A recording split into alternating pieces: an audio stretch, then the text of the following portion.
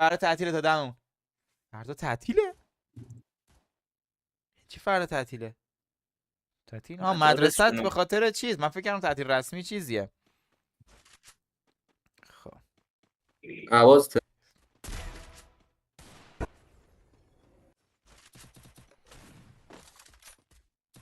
احسان چرا دونیتت نمیاد رو صفحه؟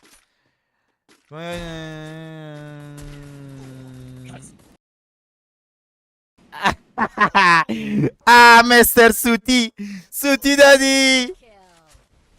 علی دوتا کاسه بزن. بعد چجوری دوتا کاسه همزمان ببینم داداش؟ نشده واقعا.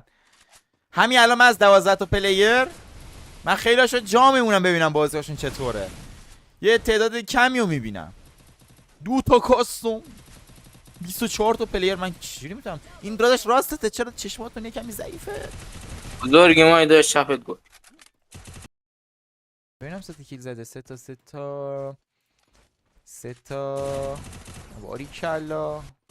روز درگیره فینیشر میزنه. مهربونم توی قلبم خونه کردی تو منو دیوونه کردی مهربونم. مرسی. الان میام دونیتون میخونم از این. یه لحظه من بازی بچه رو ببینم.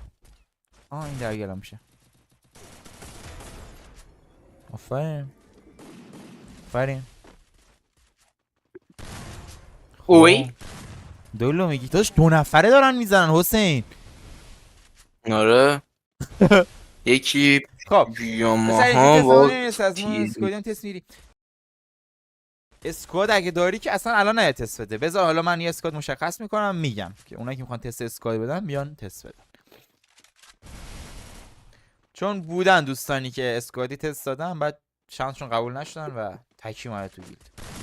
اونو بپر بزن. چی ببینم؟ نه خوب پلی میده. موفق.